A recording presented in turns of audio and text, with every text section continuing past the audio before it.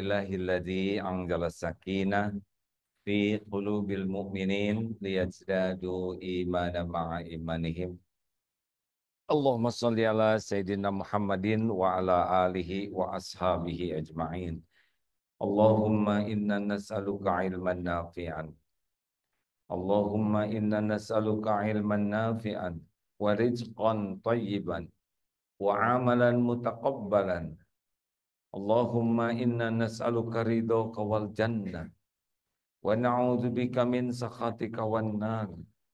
Allahumma inna nas'aluka imanan kamilan wa yaqinan sadiqan wa qalban khashi'an wa lisanan dzakiran. Ya Allah, berkahi majelis ini. Pertemuan ini Engkau yang menakdirkan. Kami berkumpul di rumah-Mu, Engkau yang mengumpulkan. Jadikan pertemuan ini membuat kami semakin yakin padamu. Semakin bersungguh-sungguh berbekal pulang padamu. Lindungi majelis ini dari niat yang salah. Dari ilmu yang tidak manfaat. Dari amal yang tidak Engkau terima. Taqabbal minna ya karim. Innaka antas sami'ul alim.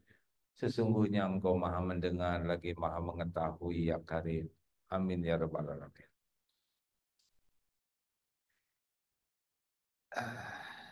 Rugi kalau tidak doa dulu. Karena kasih ya.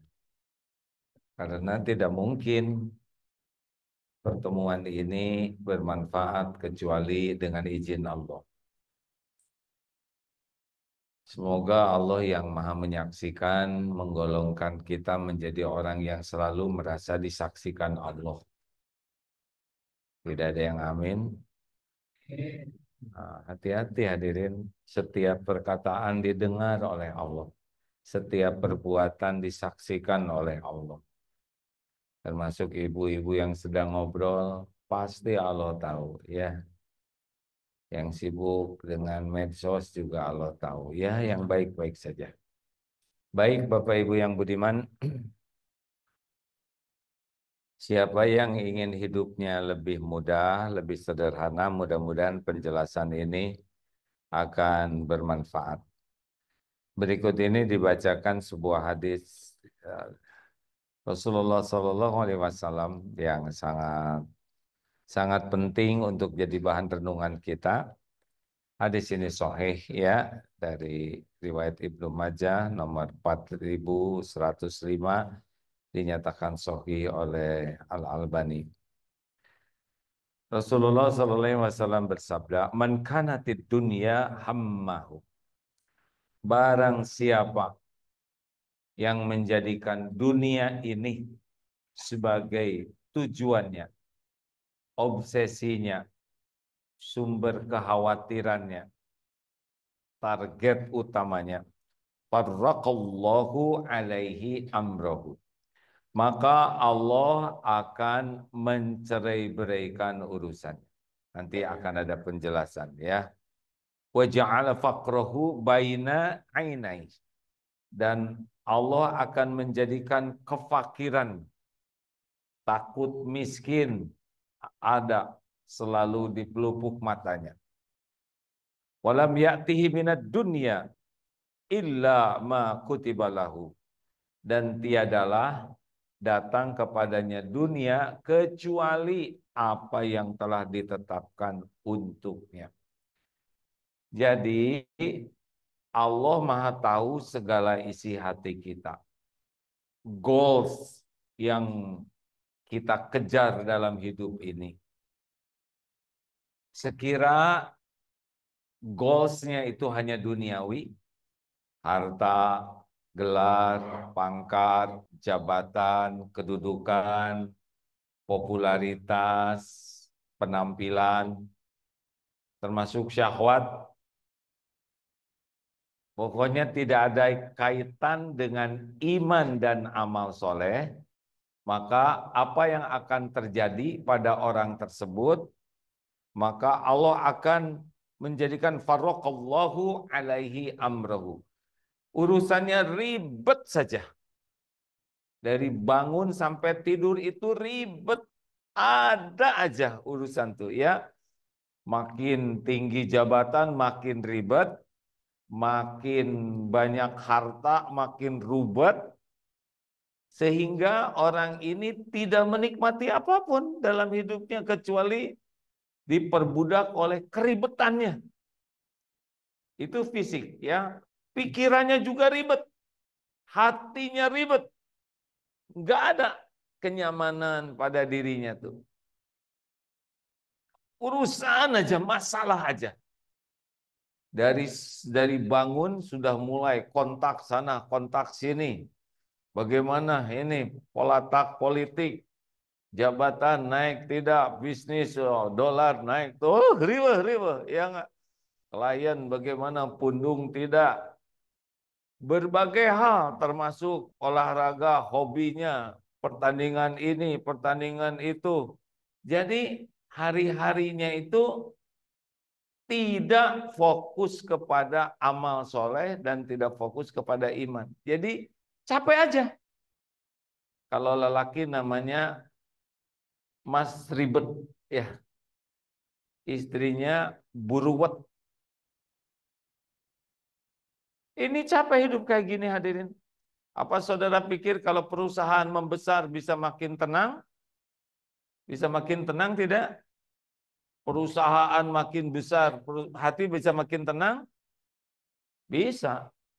Kalau nanti yang kedua. Tapi kalau tujuannya hanya ingin jadi pengusaha sukses, yang omsetnya besar, yang jadi konglomerat, jadi orang, wah kalau udah itu dah. Nah sekarang kita lihat, kalau bapak-bapak yang tujuannya punya jabatan, seperti apa sih ujungnya jabatan itu? Lagi ada aja ribet luar biasa, betul tidak? Belum ijazah, belum apalah gitu ya, ijazah ribet. Belum lagi, segala ribet itu. Saya nggak tahu kapan bahagianya. Orang yang urusannya hanya jabatan. Terus ujungnya bagaimana? Ini saya lihat di masjid ini juga ada mantan-mantan pejabat. Udah pensiun belum Pak? Kalau Bapak nggak pensiun, enek orang tuh lihat Bapak tuh Pak. Beneran. Kalau pejabat nggak berhenti-berhenti, mual itu orang tuh. Beneran Pak. Karena mereka juga pengen jabatan itu. Semua pejabat berhenti dari jabatannya. Yang kasak-kusuk, nyogok sana, nyogok sini. Kemudian lacak sana, licik sini. Ujungnya apa? Berhenti dari jabatan itu. Betul? Lagi menjabat, mencari jabatannya ribet. Lagi punya jabatannya ruwet. Berakhir juga nggak tenang. Dikejar-kejar terus. Udah gitu gimana pejabat itu Pak? Mati. Mati semua pejabat tuh. Mau sehebat apapun mati. Demi Allah mati kita ini. Hah? Mau dibawa kemana? Apa ada jabatan yang bisa menahan kematian? Gak ada. Alexander the Great, Fir'aun, siapapun mati demi Allah. Mana itu jabatan yang mati-matian dicari itu? Kenapa jadi tegang begini? Nih, di sini banyak pejabat. Ayo, mana yang di rumah punya villa, nggak kuat ke villanya juga masuk angin, benar? Malah stres. Orang yang kaya, coba, waduh itu ya, bisnis tuh, pontang, panting, pentong, aduh, rapat, meeting, sholat, lewat, saum batal, ngaji nggak sempat. Ini yang jago meeting ya, pengusaha kumpul terus ke sana, lobby sini, ngecek itu, aduh, ribet.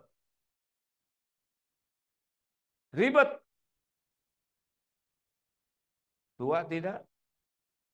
Pengusaha tua tidak? Tua bisa menikmati tidak itu? Punya mobil off-road misal, udah tua, Seleo. Hah? Punya moge, udah aki-aki, keluar sebentar, gak kuat nahan miring. Pulangnya dikerok, Pak. Enterwin. Berapa lama sih kita gaya tuh, Pak? Enggak lama, enggak lama. Paling umur berapa ya gaya-gayaan kita teh? 50 sampai 60. Udah lama mah ngegaya-gayain dulu enggak? Tetap enggak gaya. Coba kalau di sini ada, maaf ya tanpa bermaksud merendahkan. Karena saya anak tentara, Pak. Di KPAD dulu, komplek perwira di sana. Jadi gagah, letnan, kapten, mayor, letnan. Udah lama-lama itu Pak seragam yang keren dipakai lagi. Kalau udah sepuh udah nggak cocok lagi ya kan? Malah jadi kasihan. Ada batasannya. Gagah tuh. Kaya juga udah nggak bisa dinikmati. Dikasih asam urat, dikasih kolesterol naik, dikasih diabetes. Udah nggak ada apa-apanya. Kekayaan tuh nggak ada. Tinggal pusingnya aja. Dikejar-kejar pajak, ya. Ini sembunyiin ke sana pakai nama orang lain. Ini dititipkan ke pakai nama itu. Ternyata dia nggak mau mulangin. Aduh, stres Pak. Beli rumah di luar negeri dipakai nama orang, orangnya ngambil. Wah, stres. Kenapa ini kayak pada menjiwai gini? Orang kaya mati tidak? Jawab. Kalau punya mobil 5 miliar ke kuburan, orang kaya naik mobil yang mana? Ambulan milik masjid.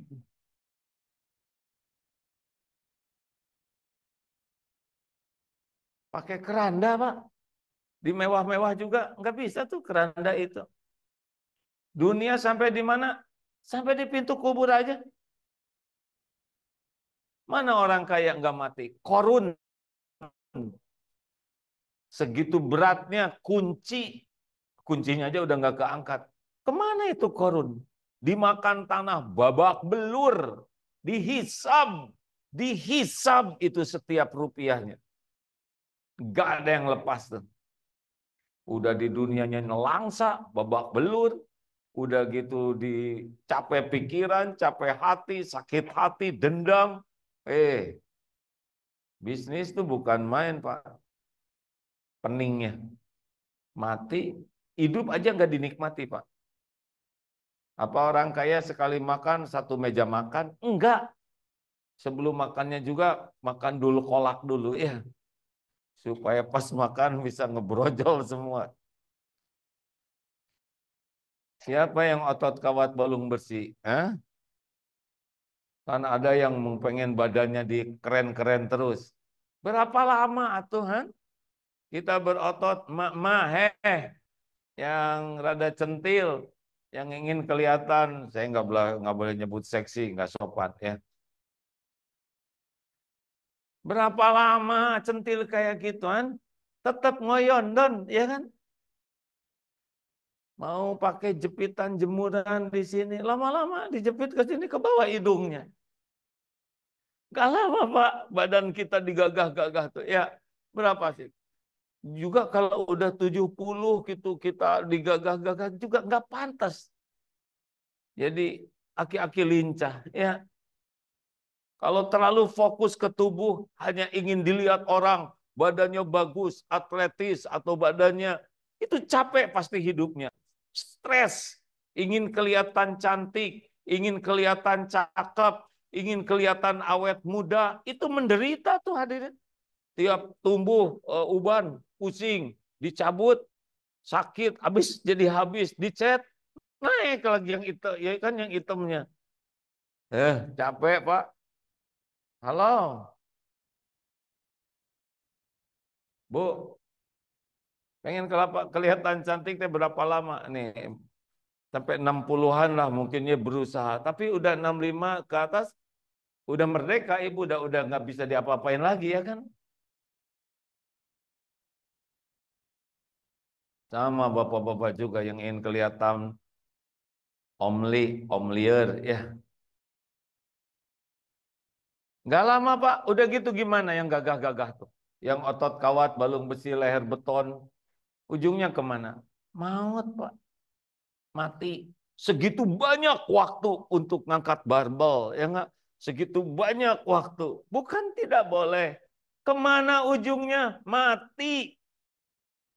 Padahal waktu untuk kelihatan itu tuh ngabisin waktu luar biasa. Biaya. Apalagi sih yang suka dikejar orang? Oh, syahwat. Pergi ke sana ke sini. Berapa lama syahwat? Belum lagi kena penyakit. Ya, sifilis, gonorhu, HIV, raja singa. Udah stres. Berapa lama? Udah aki-aki udah letoy. Ya kan? Jadi mau ngapain hidup ini? Nah, ini jawabannya.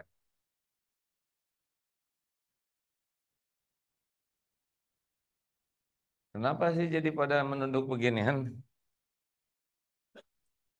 Mumpung ada kesempatan. Lanjut, ini. Man kanatil akhiratu niyatahu, dan barang siapa yang niatnya, tujuan hidupnya akhirat. Nih, apa yang terjadi? Oh, tadi ada yang kelewat. Tadi fakrohu baina ainai.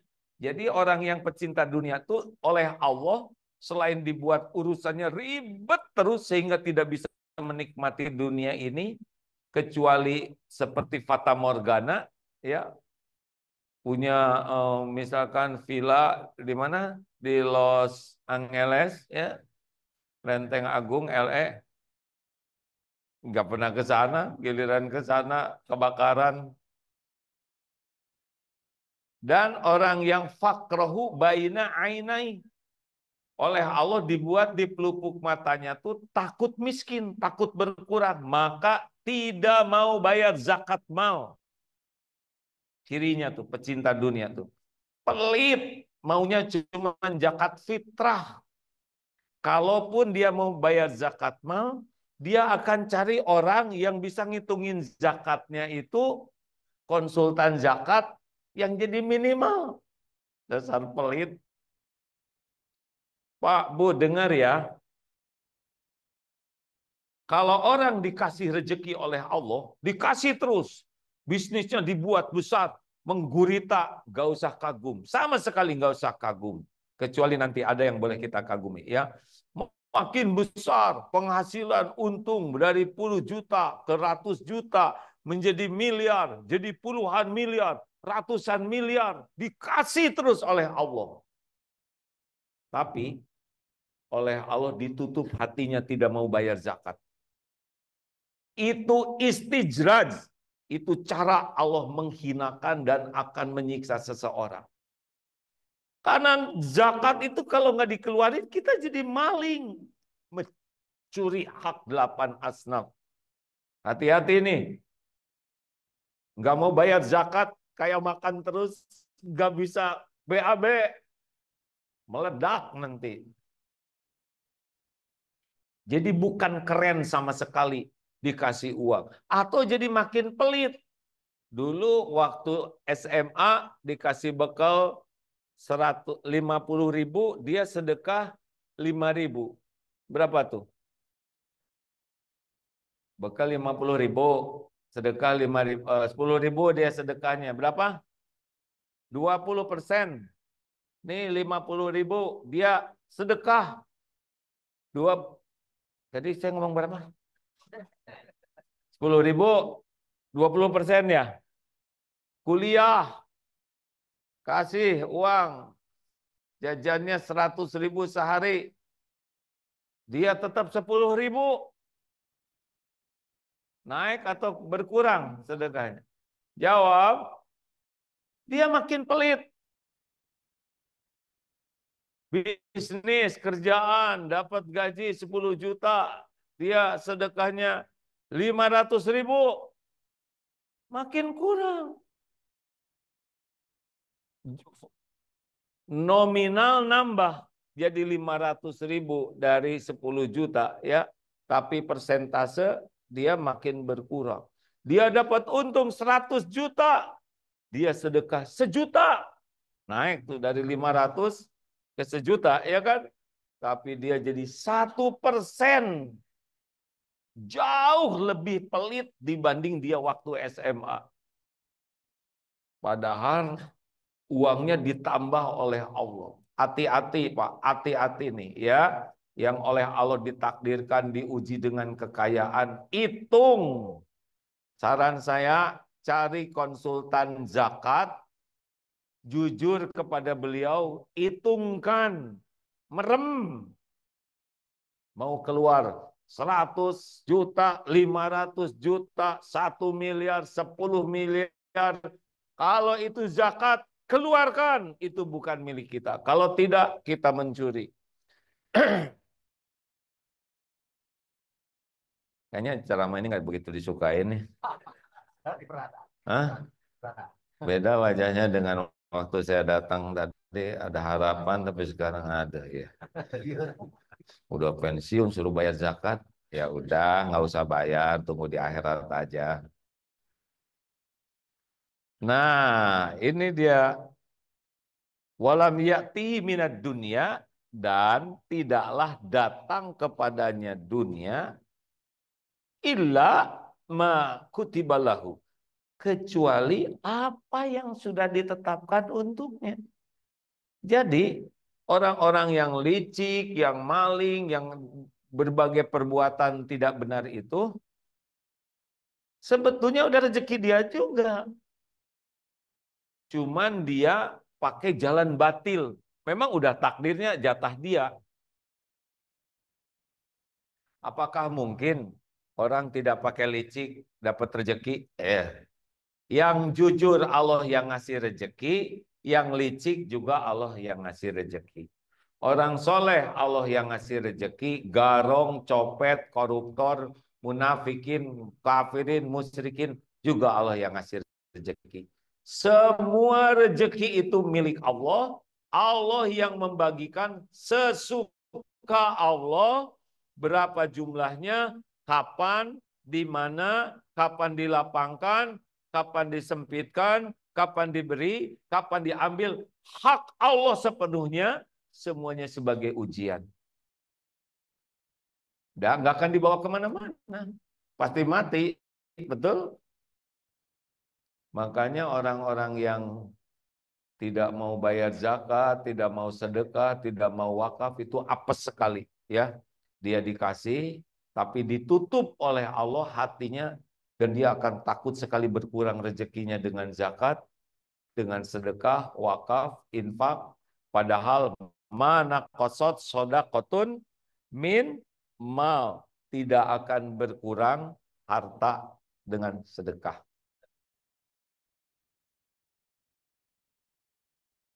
Lanjut, waman kanatil akhiratu niyatahu, dan barang siapa yang tujuan hidupnya akhirat. Tujuan hidup akhirat ini bukan mengabaikan dunia, tapi dunia yang dipakai untuk bekal akhirat itu sudah jadi urusan akhirat. Bolehkah kita punya harta banyak? Rasulullah hartanya banyak tidak? Masya Allah, 1/3 dari gonimah itu luar biasa. 1/5, maaf, dari gonimah itu luar biasa jumlahnya. Abu Bakar As-Siddiq, Umar bin Khattab, apalagi Utsman bin Affan, melimpah ruah. Umar, Abdurrahman bin Auf, wah kaya sekali itu. Terserah Allah, kalau ditakdirkan kaya, kaya. Tapi kalau tujuannya akhirat dengan kekayaan, dengan jabatan, jabatan itu terserah Allah ya. Surat Ali Imran ayat 26. A'udzubillahi minasyaitonirrajim. Kullillahumma malikal mulk tu'til mulka man tasya' wa tanzi'ul mulka mimman tasya' wa tu'izzu man tasya' wa tudhillu man tasya' biyadikal khair innaka ala kulli syai'in qadir. Jadi kulillahumma, katakan Allahumma malikal mulk, maharaja, pemilik segala kerajaan. engkau berikan kerajaan, kekuasaan, jabatan, kedudukan kepada siapa yang engkau kehendaki, engkau ambil jabatan, cabut dari siapapun yang engkau kehendaki, engkau muliakan siapa yang engkau kehendaki, engkau hinakan siapa yang engkau kehendaki, biyadikal khair, di tanganmulah segala kebajikan, innaka, sesungguhnya engkau maha kuasa atas segala-galanya. Tidak ada satupun jabatan, mulai dari ketua OSIS, pramuka, ketua P3K, apa tuh di sekolah dulu, KM, senat mahasiswa, komandan Menwa, RT, RW, ketua Ormas, mau jabatan apapun sampai yang tertinggi di dunia, itu hanya Allah yang menentukan. Bukan karena pintar, bukan karena hebat. Yang bodoh juga ada yang dikasih jabatan oleh Allah. Gak usah mikir siapa-siapa. Pokoknya ada yang kurang, kalau Allah takdir jadi. Karena jabatan bukan tanda kesuksesan. Jabatan itu bukan tanda kemuliaan. Jabatan itu bukan tanda kehebatan seseorang. Jabatan itu adalah amanah. Jabatan itu adalah ujian. Jabatan itu pasti berakhir dan pasti dituntut pertanggungjawabannya di akhirat. Maka sekali lagi suka diingatkan, kan suka ada potret dua ya di kantor-kantor, yang rada awet, yang tengah, ya kan? Nggak diganti-ganti dari dulu. Yang potret dipasang itu pasti dicopot. Nggak bisa enggak. Tapi tidak berakhir dengan berakhirnya jabatan. Pasti di akhirat dituntut. Setiap ucapan, setiap tanda tangan, setiap keputusan, balik semuanya. Demi Allah balik kepadanya. Jabatannya tidak lama, tapi hisabnya. Makanya bapak-bapak, saya anjurkan ya, nggak usah ambisi jadi presiden lah bapak. Ya, pertama ya siapa yang mencalonkan, benar. Yang kedua, siapa yang milih juga. Besar kemungkinan istri bapak juga nggak akan milih bapak. Ya, boro-boro ngurus negara, saya aja katanya nggak keurus. Kalau nggak ada takdirnya nggak jadi. Kalau ada takdirnya, jadi itu Pak. Tapi kan dipisahkan antara jabatan dengan kemuliaan, misah Pak. Kalau jabatan itu bisa membuat dirinya makin kuat iman dan digunakan untuk menambah amal kebaikan, maka dipasangkanlah kemuliaan. Tapi kalau jabatan itu tidak pakai iman, merusak iman dan merusak yang lain, maka oleh Allah dipasangkanlah kehinaan. Firaun kasih jabatan oleh Allah dan menjadi contoh kehinaan, kebusukan. Namrud ya, sekarang tuh yang sedang di dunia ini perang terus ya, Israel itu pasti mati tuh presidennya tuh. Tapi kebayang nanti di akhirat seperti apa balasannya ya. Gak bisa lari, gak bisa lari. Pasti ada balasan. Wa ja'ala ghinahu fi qalbi, dan Allah menjadikan ghinahu rasa cukup, puas dengan apa yang Allah berikan. Jadi orang yang akhirat tujuannya tuh bahagia terus Pak. Dengan apa yang ada sangat disyukuri. Enggak minta-minta ke makhluk.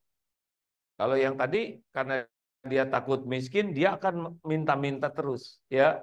Walau jabatannya sudah tinggi, dia akan meresana, meresini, minta sana, minta situ, terus saja karena dibuat fakrohu baina ainai. Jadi tidak usah heran ada yang jabatannya udah tinggi, udah pensiun, udah sangat kaya, tetap aja minta-minta ke sana sini. Karena memang dia sangat takut berkurang hartanya. Jadi kayak minum air laut, haus aja terus. Ini penderitaan dan hina ya.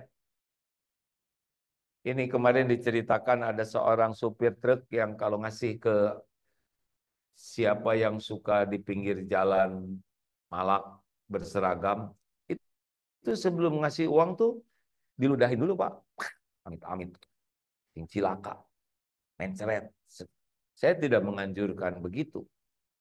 Tapi memang waktu ngasihinnya begini ya, seperti merunduk, aslinya penuh dengan sumpah serapah, doa-doa buruk, karena dia merasa dirampok hartanya. Itu walaupun pakai pangkat, pakai bawa pistol, borgol, demi Allah dia tidak ada ketenangan dan tidak ada kemuliaan. Oleh Allah dibuat begitu. Makanya kalau orang sudah cita-cita akhirat, nggak ada tuh minta-minta sama orang. Dia lagi susah juga dia sembunyikan, karena Allah tahu dia lagi susah. Tidak perlu menghibah. Selalu terhormat, terjaga izahnya. Ini kalau cita-cita akhirat tuh kerja enggak? Kerja Pak. Malah kerjanya juga profesional. Kenapa? Dalilnya apa? Ihris ala ma yanfa'u wasta'in billah wala ta'jaz. Jadi kalau orang yang pecinta akhirat itu, dia kalau melakukan sesuatu tuh selalu semangat untuk hal-hal yang manfaat, baik dunia maupun akhirat, dan sangat kuat doanya dan tidak lemah. Ini ciri orang yang pencari akhirat itu. Dan kalau melakukan sesuatu beyond expectation. Begitu. Jadi kalau Bapak ingin tahu pecinta akhirat seperti apa, dia kalau melakukan kebaikan beyond ex expectation. Gaya tapi susah. Kalau melakukan sesuatu di atas ekspektasi orang. Jadi nggak ada malas-malasan. Pecinta akhirat itu lebih rajin daripada pecinta dunia. Lebih maksimal. Kenapa? Karena nggak terbebani hatinya. Karena bagi dia bekerja, bisnis, jadi pejabat, atau jadi profesional adalah ibadah. Nggak ada kaitan dengan uang. Uang terserah Allah. Nggak ada mikir negatif. Nggak ada licik-licikan. Dengar ya, hadirin. Kalau pejabat tidak jujur, sehari kan 24 jam. Pakai tidur. Berapa jam sih pejabat itu tidurnya? Oh, ngaku pejabat. Susah tidur kan? Mikirin lawannya. Udah gitu kerja, apa yang dipikirkan pejabat korup yang pecinta dunia? Dia mikir bagaimana selama dia menjabat dia bisa ngambil sebanyak mungkin. Itu nguras pikiran. Udah gitu dia lakukan. Apa selanjutnya? Dia mati-matian berusaha menutupi kejahatannya. Itu makan waktu lagi. Udah mati-matian nyari nggak benar, udah dapat nutupin. Jadi kapan kerjanya? Kapan ngurus negeri ini? Nggak mungkin, nggak mungkin. Orang yang tidak mengenal akhirat nggak akan benar kerjanya. Pasti nggak benar. Karena dia lebih sibuk apa yang akan dia dapatkan buat dirinya. Kalau udah dapat, dia mati-matian menyembunyikan supaya nggak ketahuan, nggak dituntut, nggak ada bahagianya, nggak ada. Hakul yakin. Dan perkara membuka menutup aib itu adalah urusan Allah. Kalau Allah mau buka, buka aja. Bagaimana kalau nggak dibuka sampai tua, tetap aja menderita, takut kebuka, ya kan? Nah, dikubur kebuka. Ada seorang suami udah pensiun, bilang ke istrinya begini, Bu, Bapak mau tobat. Istrinya bahagia sekali. Alhamdulillah, ini yang saya nanti-nantikan. Saya tuh ingin, Pak, masa tua kita tuh tenang. Bapak tobat. Ibu siap, Bapak tobat. Bukan hanya siap, tapi ini yang saya nanti-nantikan. Baiklah, Bu. Kita akan kembalikan apa yang saya ambil. Maksud Bapak bagaimana? Udah beda tuh. Rumah ini hasil nggak benar, Bu. Hasil saya nggak benar selama saya memiliki jabatan. Maka saya tidak pernah tenang di rumah ini. Lalu kita gimana dong? Yang asli itu yang di Perumnas dulu, itu asli. Ya. Jadi kita pindah ke Perumnas, Pak. Yang benar aja tobatnya. Gitu. Terus mobil ini di garasi itu, semuanya nggak ada yang benar. Nggak ada yang halal. Nanti kita pakai apa? Yaitu Honda C70 yang dulu. Ingat tidak? Wah, yang benar dong Pak tobatnya, yang asli lah. Nah, begitulah ya. Kalau kurang ilmu, tobatnya juga versi dia aja. Maka berbahagialah yang ditangkap, kemudian disita. Gak susah tuh ngeluarinnya, ya kan? Kalau nggak disita, pusing juga dia nanti. Berat ngelepasinnya. Saya tidak berharap semua ditangkap, karena nanti nggak jalan, ya kan? Habis semuanya. Dan yang dipenjara, yang ngelola nangkapnya juga habis nanti, Pak. Yang saya harapkan mah segeralah tobat, ya kan? Mumpung ditutupi oleh Allah aib dan dosa kita dan masih ada umur tobat. Ghina fi qalbi. Nah, yang paling enak yang terakhir ini. Waman kanatil akhir wajal walam yati minad dunya ghayraguna waman kanatil akhir niyatahu jama'allahu lahu amrahu. Nah, kalau udah akhirat tujuannya, dunia ini akan diatur oleh Allah jadi mudah.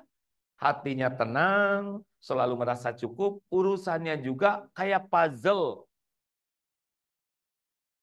Perlu ini, ada mau usaha, ada ahli yang bantuin, perlu modal, ada yang nitipin modal, jualan, ada yang mau beli, harganya malah naik. Enak aja. Jadi sholat tidak keganggu, tahajud tidak keganggu, ngapalin Quran tidak keganggu, bisnis jalan, ya. Abdurrahman bin Auf juga bisnis, ya. Tapi enggak ribet. Nggak pakai stres, nggak pakai banyak takut saingan, dikasih bersyukur, tidak dikasih ditahan dia sabar. Enjoy saja, nggak ada dengki-dengki dengan pengusaha yang lain, nggak ada sikut-sikutan.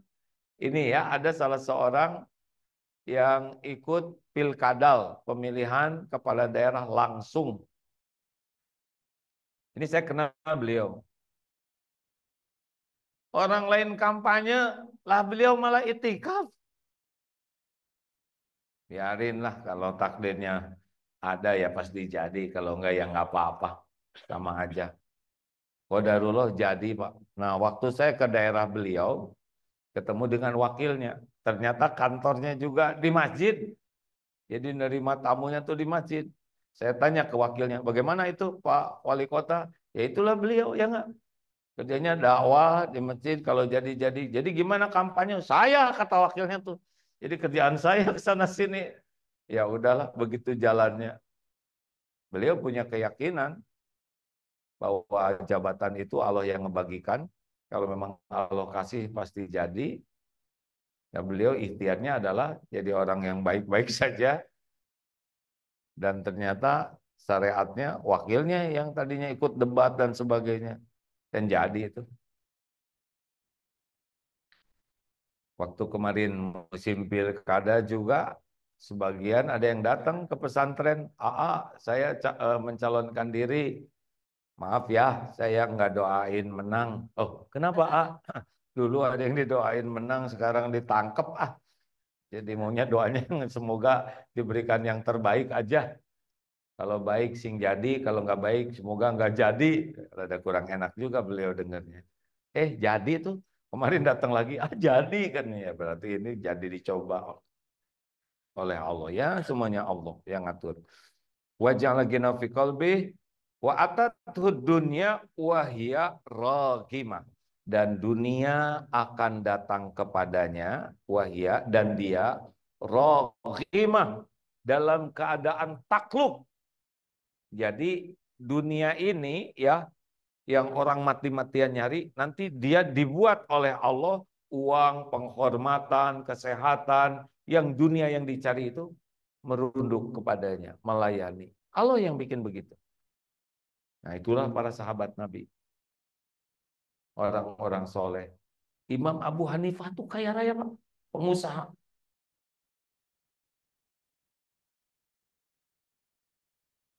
Saya nggak enak bicaranya. Qadarullah, saya juga pebisnis, Pak. Jadi udah nyobain tuh bisnis dengan pusing, ribet, dan bisnis belajar mengamalkan baru belajar nih ya. Masya Allah ya. Dunianya lebih banyakkan sekarang daripada dulu, dan nggak ribet. Nggak ribet sama sekali, Pak. Enak aja, bisa dakwah, bisa ibadah, perusahaannya lancar. Caranya gimana? Allah datangkan para profesional yang jujur. Ngelola perusahaan dengan baik. Allah datangkan ahli ini, ahli itu, yang memang ingin menjadikan bisnis itu sebagai ibadah. Allah datangkan klien, Allah mudahkan. Jadi saya mohon maaf ya, walaupun baru belajar mengamalkan, tapi rasanya dunia ini dibuat bertekuk lutut oleh Allah, itu pun ujian. Dan hati kitanya nggak capek mikirin dunia ini. Ada syukur, lagi di ngadain ya nggak apa-apa, diambil ya terserah yang punya ya, semuanya berpahala. Katanya bicara yang paling berbahaya adalah membicarakan diri sendiri. Tapi mudah-mudahan ada hikmahnya. Karena qadarullah, takdirnya saya, Allah takdirkan dari kecil usaha, Pak. Dari TK tuh. TK jualan jambu tetangga, ya, jualan es, SD jualan petasan. Maaf ini ya, dulu masih boleh legal ya. SMP jualan, selama SMA juga dagang, kuliah juga dagang terus. Selesai kuliah, kalau ini selesai kuliah saya ijazahnya nggak diambil. Jadi silakan yang memeriksa ya ke kampus saja.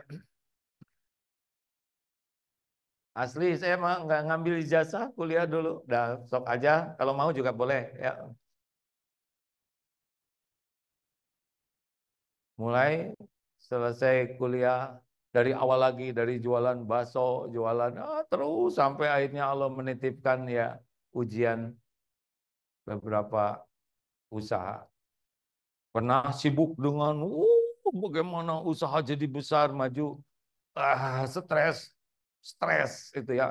Jerawat, sariawan, radang tenggorokan, peang, capek.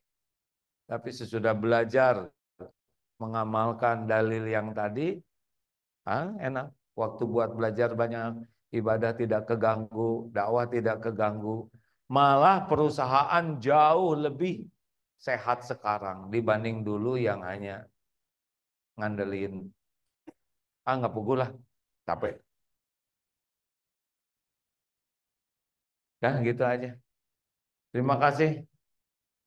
Kenapa sekarang jadi melongo begini? Kawan-kawan yang menyimak di medsos, insya Allah jam 8 di Al-Azhar atau Asyarif di BSD, kemudian jam 10 di Istiqlal, seperti biasa pekan kedua di Istiqlal. Insya Allah mudah-mudahan ada umur nanti siang bisa jumpa di sana ya. Terima kasih Bapak Ibu yang baik. Semoga kita bisa mengevaluasi niat kita. Akhirat tujuan itu bukan meninggalkan duniawi, salah ya. Malah kita lengket badan dengan dunia tapi hati tidak lengket. Uang itu maaf, orang yang pecinta akhirat itu cirinya dua, maaf ada yang kelewat. Cinta akhirat itu di dunia ini tidak kagum, tidak mengagung-agungkan dunia, itu satu. Jadi nggak ada kagum-kagumnya. Dengan wah dunia punya boleh nggak ada masalah, tapi dia nggak mengagumi. Yang kedua tidak lengket. Jadi nggak ada beratnya. Ya tukang parkir lah, banyak mobil nggak sombong, ganti-ganti juga relax aja dia emang nggak ngepek ya kan. Diambil sampai habis nggak sedih, nggak ada beban di hati itu. Ketika dunia ada tiada tuh. Nah, orang yang pecinta akhirat begitu. Karena adanya disyukuri, ditahan dia sabar, diambil dia ridho. Lihat orang lain nggak ada dengki-dengkinya. Mau ngapain dengki? Allah yang ngebagiin, masa kita yang rewel. Benar? Selamat menikmati sisa umur ini. Bolehkah olahraga? Buat apa olahraga, Pak? Hah? Ingin kelihatan keren? Ada batasnya. Kita olahraga, tubuh ini milik Allah, kita olahragakan dengan baik supaya tubuh ini sesuai ilmunya lebih sehat, lebih berat. Udah gitu kita sakit gak apa-apa, ya kita meninggal enggak ada masalah. Jadi olahraga tuh bukan ingin kelihatan, wah ini atlet, enggak bisa ya. Model-model kita gini pakai seragam atlet, ketat itu darah nggak ngalir loh Pak, ya udah nggak usah centil. Saya ingat waktu musim sepedaan kemarin, ada yang pemula bersepeda, ingin kelihatan gaya, kacamata sangat hitam sampai mungkin kurang jelas ya. Kemudian, wah penampilannya lebih atlet dari yang atlet asli. Tapi dua belokan juga udah muntah Pak, jadi kurang keren lah ya. Mak-mak, sekarang lagi musim lari, saya ingatkan lagi ya, berjilbab itu adalah ibadah, bukan cuma nutup rambut, tapi tidak boleh ketat. Kalau wanita berpakaian ketat atau laki-laki itu sama dengan berpakaian tapi telanjang, tidak benar ya, tidak boleh berpakaian ketat. Ini lelaki yang suka sepedahan juga malu saya lihatnya itu, ngetet kayak gitu ya kan. Benar, saya marah ada jijai lihatnya tuh. Maaf ya, siapa kita teh atlet bukan bisi mati lagi sepeda. Kita bersepeda tuh ibadah. Kalau ibadah tuh niatnya benar dan caranya benar. Mau ngapain? Udah ngeboseh capek-capek kalau nggak jadi pahala, ya kan? Dan tidak jaminan sehat lagi olahraga tuh. Makanya coba benerin tuh celananya, bajunya, ya. Jangan sampai jadi dosa. Olahraga itu ibadah, niatnya benar, mencari keridhaan Allah, caranya juga benar. Saya mohon maaf ini ya, kalau kalau mau olahraga pakaiannya dibetulin, mak-mak malu lihatnya, apalagi udah sepuh, ketat kan jadi gimana gitu. Saya minta maaf ya. Jangan gitu ketawanya Pak. Yang udah diam astagfirullahaladzim istighfar. Udah kita nggak usah memaksakan diri. Olahraga yang jadi amal soleh ya. Bisnis juga kalau udah senior seperti ini, udahlah, Aki, ya. Mau apa lagi? Syukurin yang ada. Jangan sampai kehilangan waktu ke masjid, jangan sampai kehilangan waktu tahajud, jangan sampai kehilangan waktu untuk baca Quran gara-gara bisnis. Apa? Kita bisnis untuk menambah amal soleh kita, nambah biaya sedekah, ya. Nggak usah, nggak usah ribet. Yang banyak cicilan. Aduh, saya ini berat cicilan mobil. Jual. Kok dijual harganya murah? Jangan jual. Aneh. Ya nggak? Pilih salah satu atuh. Nggak usah maksa-maksain diri pengen dinilai orang kaya, keren, hebat, elit. Nggak ada apa-apanya. Kita bela-belain kita nyicil ini, nyicil itu. Dengerin ya, kalau kita nyicil pengen dipuji orang, yang muji itu nggak pernah bantuin cicilannya. Ya kan? Kita aja yang nyesek. Ibu nyicil 36 bulan, ya enggak? Ya, jadi makanan anak-anak dipakai nyicil tas. Udah gitu disangka teman-teman KW lagi, menderita kok. Enggak lah, nggak usah pusingkan omongan orang kalau kita serius ke Allah, ya. Pasti ada kok yang menghina, yang tidak suka ke kita, yang memfitnah. Nabi aja sempurna segala-galanya, ada yang tidak suka, betul tidak? Ada yang menghina, ada yang memfitnah, ada yang memusuhi. Apalagi kita yang hina betulan, masa nggak ada yang menghina? Biasa aja lah. Terima kasih Bapak Ibu yang baik, semoga ada hikmahnya, selamat menafakuri, semoga akhiratlah yang menjadi tujuan kita, dan kita di dunia ini kita sempurnakan sebagai amal soleh kita. Amin ya rabbal alamin. Assalamualaikum warahmatullahi wabarakatuh.